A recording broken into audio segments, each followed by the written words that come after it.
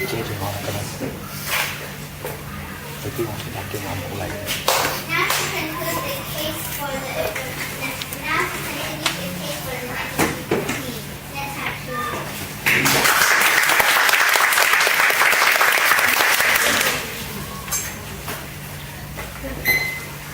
I will now continue the case for -2. Before I begin, let me offer some rebuttals. The affirmative team said that we need more food trucks that could be more popular, but we disagree in this point because food trucks could make more litter and more pollution and more traffic. The affirmative team also said that the street hawkers are fading, so we should have food trucks to replace them. But food trucks are averaging 3 to 4 times bigger than the hawker cart. So you know how they used to be hawkers crowding around the streets, but there's no space to walk. Now let me continue my case. My team's first speaker explained to you the problem, the poor quality of the food trucks, and the model to keep tradition. I will now focus on how other countries are doing it, but the major differences from our country to their country. I will also focus on the impact that food trucks will have on regional centers.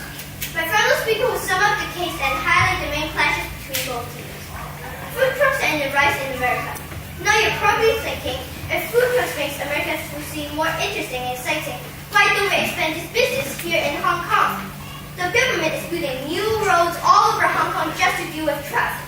So why do we want to make traffic worse? America does not have this issue, so they could have more food trucks. However, we should all remember that Hong Kong has this huge problem. Imagine in Mongkok with one of these huge trucks trying to sell overpriced burgers to local people when people are trying to get to work. Trucks parked on the road will make cars wait and cause a longer pileup. Buses will be delayed to regional centers, and due to the long setup times, the owners of the food trucks cannot just quickly move out of the way. There's often hot oil inside the trucks that takes time to clean. Littering is one other big problem. Now I would like to ask the affirmative team, do you want to see rubbish all around the food trucks? Food trucks handle huge amounts of plastic litter, which will overfill the bins really fast and cause more unwanted waste. There are plenty of options available today that do not cause this problem. But putting more bins around the food trucks will require even more space and more people to collect the rubbish. And how do you know they actually will put the rubbish in the bin? This is a lot of change and risk for something that is not needed. Our team line is, Hong Kong's busy regional centers are not food truck friendly, and therefore food trucks should not enter them. No need, no space, no interest, so why allow it? The trucks will also make a massive amount of noise, and it will cause a lot of annoyance to the residents about the streets, the people who are not actually buying from the food trucks, and the shopping people. Imagine loads of these food trucks parking outside busy MTR and Tram Cove, getting people to eat overpriced and bad quality, annoying the shopkeepers and shoppers.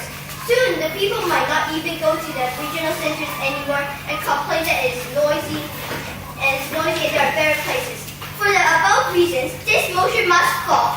Thank you. Adjudicator, chairperson, and honorable opponents. Today, we strongly support the motion that food trucks should be greatly expanded into the regional centers of Hong Kong. Let me begin with some rebuttals. Our opponents are clearly not listening. Our first and second speakers have already explained how the traffic and waste problems can be solved by avoiding rush hour traffic and being a specific place at a specific time, and that waste is irrelevant. Our opponent said that food trucks cause noise pollution. To reduce noise pollution, the government requires all food trucks to use low-noise electricity generators that meet the European Union standards. This should not be an issue and should not stop us from expanding our food truck system. Our opponents also said that food trucks are too expensive. We disagree. With lower setup costs and no rent costs at all, food trucks should be able to offer cheaper alternatives. Price is determined by supply and demand. The more competition there is, the lower the price of the food. This is precisely why our food truck system should be expanded. Finally, our opponent said that food trucks are unpopular because the food tastes bad. We disagree. According to government statistics, over 80% of customers will revisit the same food trucks, and over 75% will recommend trucks to others. This shows that food trucks have high satisfaction rates. Allowing food trucks to adjust their menu also helps to attract and retain customers. During today's debate, there have been a lot of clashes. Let me summarize a couple of them and show you why our case is more persuasive. The opposing team argued that the food truck system would cause many food outlets to go out of business. Our team has already explained that the target customers are two different groups, and the businesses would not interfere. Therefore, we take this clash. The opposing team has also said that Hong Kong is way too small to accommodate a greatly expanded food truck system. Our team told you that food trucks can avoid traffic and congestion during rush hour by being at a specific location at a specific time. Therefore, we take this clash as well. Now, I will summarize our team's case. Our first speaker has shown you the reason why the current food truck system is not very well known. He also provided key examples of how to improve and popularize the system. In addition, he suggested using digital means of spreading the message. Our second speaker has shown you why the food truck system benefits both the government and the food truck owners. He also mentioned that food trucks are a creative alternative to traditional restaurants. Ladies and gentlemen, the food truck system is profitable. It just needs to be popularized a tiny bit more. The food truck system is, after all, a win-win solution for everyone involved. Thank you. Good afternoon, ladies and gentlemen, and our dear opponents. I'm the final speaker of the negative team, and I will conclude our case of the food truck system to not be expanded into the regional centers of Hong Kong. Before I conclude our case, let me offer some rebuttals. The affirmative team's second speaker said that the food trucks can be small. However, we disagree, as that's impossible. The food trucks are already limited to essentials, and they are as small as possible. The affirmative team's second speaker also said that food trucks are very popular and successful, as in the countries Japan and America. Well, I disagree. Our team disagrees with that because those places have lots of space. Even though Japan might be a bit smaller, not so many people populate the place, so it's easy to put food trucks here and there. We need to remember that those places also do have a big following. However, Hong Kong does. The affirmative team also said that food trucks can be at specific locations at rush hours. Now, this means that there will be less busy areas at rush hours. But still, it'll be crowded anyway, right? Because it's rush hour, so a lot of people will be there. And also, I'll lose business if there are not so many people because not so many customers. Now let me lay out my case. My first speaker explained to you the problem, the poor quality of food trucks, and our model to keep tradition. She said that food trucks would stop local businesses and cause traffic jams. The second speaker focused on how other countries are doing the food truck system, but the major differences from our country to their country. She told that food trucks are overpriced and there will be a lot of litter. I will conclude our team's case and highlight the main clashes between the groups. Our team line is that food trucks busy regional centers are not food truck friendly, and so food trucks should not enter regional centers. Between both teams, you can see that there are a lot of clashes. I'll highlight some of them. The affirmative team said that we could reduce the noise pollution by using electronic engines. However, this will not be good as if you have electronic engines, that means it will be much quieter, and also, like Tesla, it will cause a lot of deaths because they cannot see the food trucks coming. Well, of course, if they're at behind them, you can see, but if they're coming, the affirmative team also said that food trucks can be cheaper. Well, they also said that the more competition, the cheaper the food is. Well, they are closed down with this competition. They have asked today, why do we need food trucks at regional centers? Did our affirmative team answer this? No need, no space, no interest. So why that one? Thank you.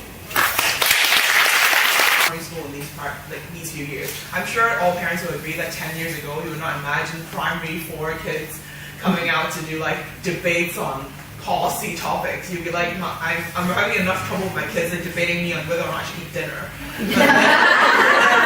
now they can debate me about, food trucks and like later on like more and more difficult topics. So I think, as much as I say this, I think it's a good thing that they get to know how to argue properly, rather than saying, I'm not going to eat dinner because I hate broccoli. They tell you that I'm not going to eat dinner because of 4 layers of analysis. Personally because I believe it's a violation of human rights, etc., etc. However, I really do think it's a good thing, so I'm really glad to see both sides, and I'm really glad to see how you do, because I've seen kids from senior school, now they're in university. I'm sure I'll see you in the senior circuit maybe later on in a few years. Okay, so all of that aside, this topic, food truck, has been in the SSDC kind of repertoire for quite a few years already. I think last year or the year before, you often see this topic, I guess because it's something that, as one of the debaters mentioned, that it's on SCMP, it's on the news, and people want to talk about it. So I'm going to break down this into 2 major parts. So when you look at how we judge a debate, even in most of the SSDC, it's like basically in three parts. One is content, one is the style, and the last part is structure. So structure usually is the least considered because we know that kids are kids and there are different ways of doing structure, but there's still a kind of an expectation of how the structure goes. And there's a variation of expertise, I think, with these debaters. Some of them know the structure very well. They come out and they do, the address. They address the audience, and then they do the motion, and then they talk with the team line, and then they do definitions, and they do signposting. So these are all like very technical debate terms. But as a debate teacher, you kind of tick, tick. All the things are there. But I think actually more important than the structure is what you have to do with the content. After all, at the end of the day, it's about persuading the audience. It's not about just ticking boxes. So even though I did tick the things that you did, I think it's a good thing you do it. Don't be too kind of boxed in or locked in by this kind of structure. Because even in the SSDC score sheet, you'll see that content is 40%, and then manner, which is style, is 40%, and then structure and strategy is about 20%. So that's how the marks kind of go. I'll start with actually manner first. Style is the easiest thing to see. I think all of you, when you come up here, when they pronounce the word slightly wrong, or when they actually stutter a bit, you notice that very easily. So I'll start with 2 things on both sides that people can do better. Firstly, about eye contact. I think it's the easiest thing to go for. Some of you choose to look at the audience, some of you choose to look at the opponent, some people choose to have an intimate relationship with their cue card. I think the last one is something that you want to avoid. If you really read too much, it's not good for you. So I train the public speaking team for Hong Kong. We compete internationally. And when the kids there do a 13-minute speech, you guys did a 3-minute speech, right? So they do a 13-minute speech, they memorize the entire thing. So, of course, that takes months of preparation. But you will realize that even for the kids, actually they're allowed 1 cue card. But the cue card is actually a crutch. They don't need it. When they hold the cue card, you actually become more nervous. So I would say, don't rely on your cue card that much. It's just a crutch. You actually know the material quite well. Obviously, you can carry cue cards, and you're allowed to. Just don't rely on it as much. And I feel like, generally speaking, I feel that the DBSI gave a little bit more eye contact. But I did like how Ryan was giving eye contact towards the opposition team, towards their opponents. Besides just talking to the audience and talking to me, they were like, hey, you guys said this, and you guys said this. So I feel like that was quite good also. So thank you for that. And then I would like to talk about pacing. I'm sure this one that people also noticed. Suddenly they were delivering very well, and then they were being very eloquent and persuasive, and then the bell rings at 2:30 and they're like, and so 3 cue cards, then we rush through everything. So it can be easily solved by just rehearsing a little bit more, knowing actually when it will hit the point. So whenever I do it with my kids, I actually have them time themselves, and then they'll write down a little bit of time marker on the actual script. So at this point it should be 1 minute, this point should be 2 minutes, this point it should be 2.5, and then so you won't be surprised by the bell as much. So that would be something that you can improve on to have a more even kind of pacing. And lastly, I'm going to talk about for manner is just general gestures. Certain gestures is very good. So like addressing both sides or like using hand gestures is good. I noticed that on this side, you guys like to do like a little foot stomping thing. I don't know what is this like the last one you make like yes, and then you go. I don't think it's a thing that you would I would do marks for. It's just a little strange. I've never seen somebody do it, and so it's a little. It's eye-opening for me. I've never seen it. 4 or 5 years of doing it, I've never seen people do it. I would say once or twice is okay, but if you keep doing it, people will wonder if you have some kind of, like you just feel very uncomfortable and you need to stop and then leave. So that is just one thing to take a note of. And that will be all for about manner. And I will talk about the general characterization. So and the content. I think I was taking a little bit of time there because there was 2 very different styles of teams.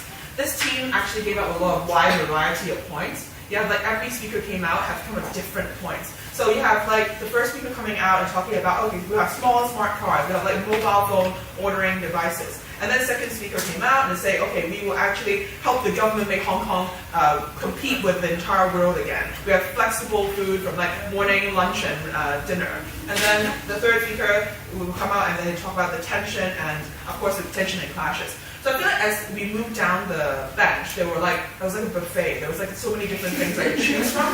And all of them made sense, but then it felt less cohesive as a team. It felt like it was like 3 separate-ish speeches, even though you would say, oh, my first speaker said this, but you didn't really reference what the first speaker said. You're like, okay, she said this, now I'm going to say this. And then so I think that is something you can work on. On this side, the points were not as much. You just basically had your team line, and you stuck with your team line. And I felt that that was a choice. And the good thing for you is that your team line was pretty good. I got your characterization. I think your first speaker did an amazing job coming out and did like characterization. You were like, what does this actually mean? Imagine you're in Chung Shui Po. Imagine like how crowded it would be. And I feel like that characterization, that very vivid image it brought in my head, was never really dismantled by this side. It was never like, nobody ever told me why that wouldn't happen. Because we all know that Hong Kong has like a space problem. We all know that Hong Kong already has an immense problem with space.